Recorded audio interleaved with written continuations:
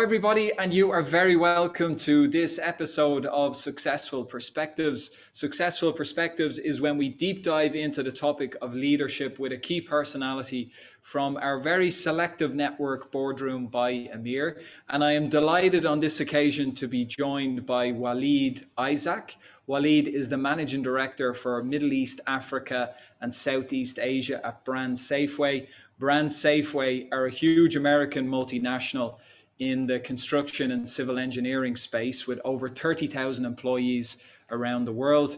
Waleed, it is wonderful to have you here. Thank you so much for joining us, and you're most welcome to Successful Perspectives.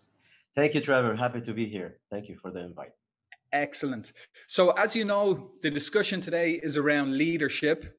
And what I'd like to kick off with is asking you, what do you see as your main central tenets or your philosophy around business and leadership? Absolutely. Thank you. To me, there are two main tenets, the customer side and how we fulfill the customer's need. On the customer side, we need to always be customer centric, but customer centricity comes with a responsibility because we need to be solving for something for our customer. Usually, in many industries that I've worked in, we are solving for cost, time, and quality. To do that, you need to be differentiated, innovative, and you need to differentiate between the difference between cost and price. So quality, differentiation, innovation are main tenets to solve for your customer needs. But that can only be done if internally you have a lean, effective, coherent team. So half of your time need to be spent on making sure your team can respond to your promise while you go out and promise quality, you promise innovation. So I think they go hand in hand, working internally with your team, having a coherent team, and being customer centric and solving for the customer needs. Now, anyone listening to that answer, Waleed, would say there's a very fluid, articulate answer to someone who is clearly very experienced. You don't get to your position and to be able to give an answer like that without building up a lot of experience in leadership. And I'm always curious because the conversations we have on Successful Perspectives are with established leaders. And I'm always curious, from your own perspective, did you consider yourself a natural leader? Did you imagine that naturally this is the position I'm going to end up in, overseeing this large operation over this huge region? Or did you feel that leadership is something that you have to work at every day and it's an enhancement process as you go along? Thank you for the question. Actually, leadership to me is two parts. There are the soft skills, the ability to be charismatic, the ability to rally people around you. Some of these could be innate. Some of them, you see them when you're growing up, you see them amongst your friends, family. Those could be innate. But the real aspect of leadership to me is experience, is being through something, learning from it, building upon it, being always a learner. I think being a learner is more of a prospective leader growth than being an innate charismatic person. You need both. You need to have people listen to you. So that's a key aspect. But really, leadership to me is experience, learning from experience, and building upon those learnings. And of course, unfortunately in life, how we learn is often when we fall, right? I Absolutely. like to say there's no real failings, there's only learnings, right? And when you have that approach, then you never really lose because you're always seeing that, well, it's an opportunity that I took something away from that. So on that point of if leadership or an important part of leadership is about experience, as you're saying, you only get experience by going out and doing the hard work. Yeah. And unfortunately, that comes with knockbacks.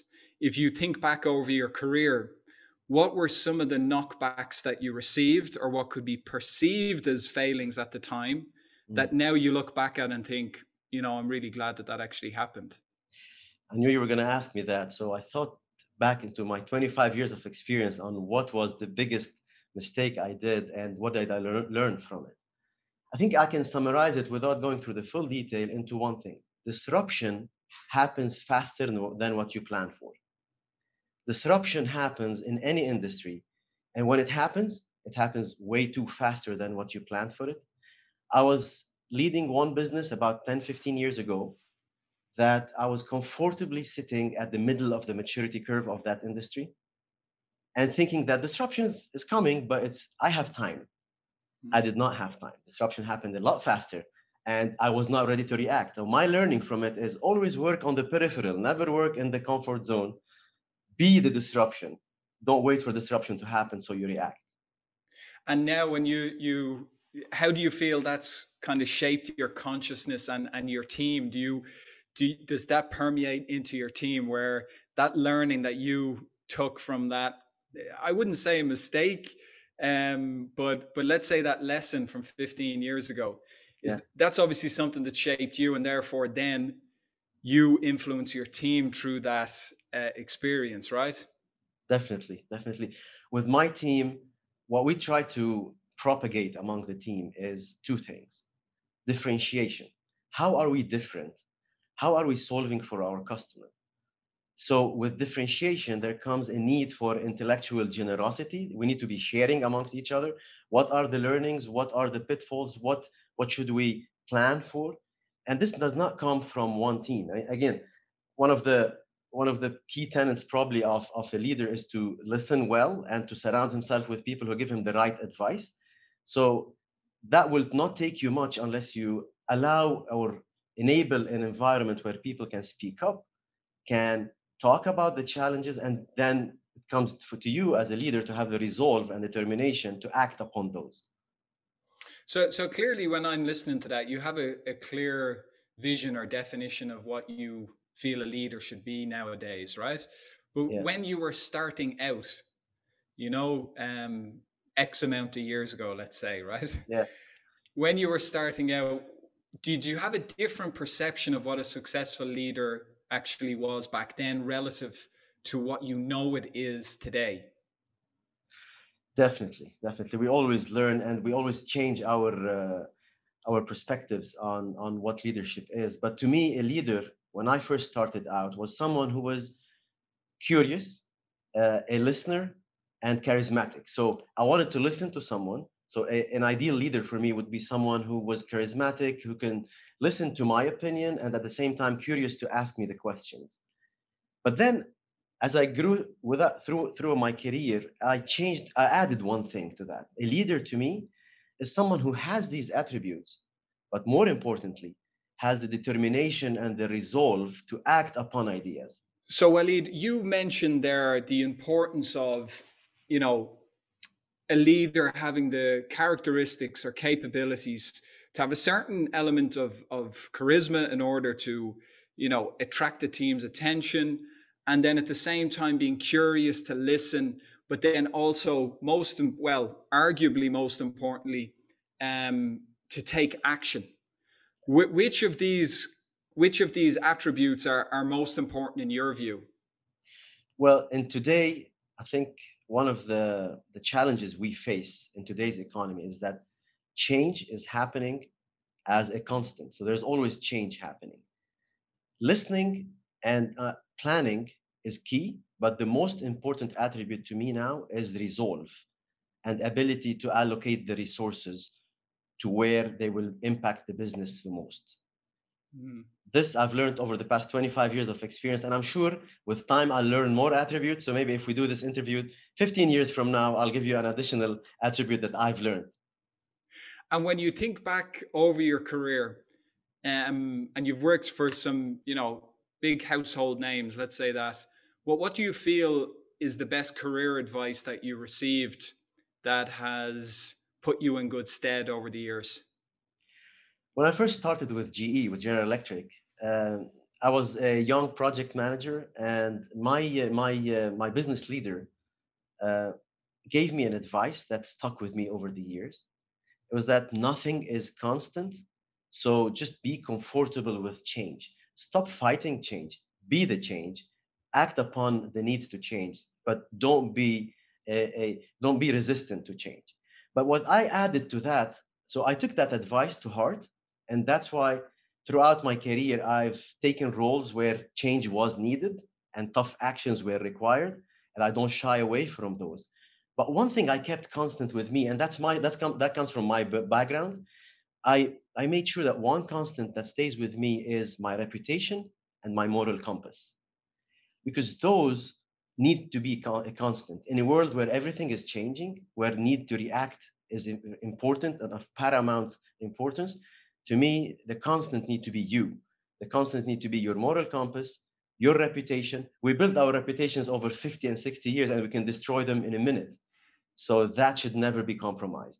That's what I've learned.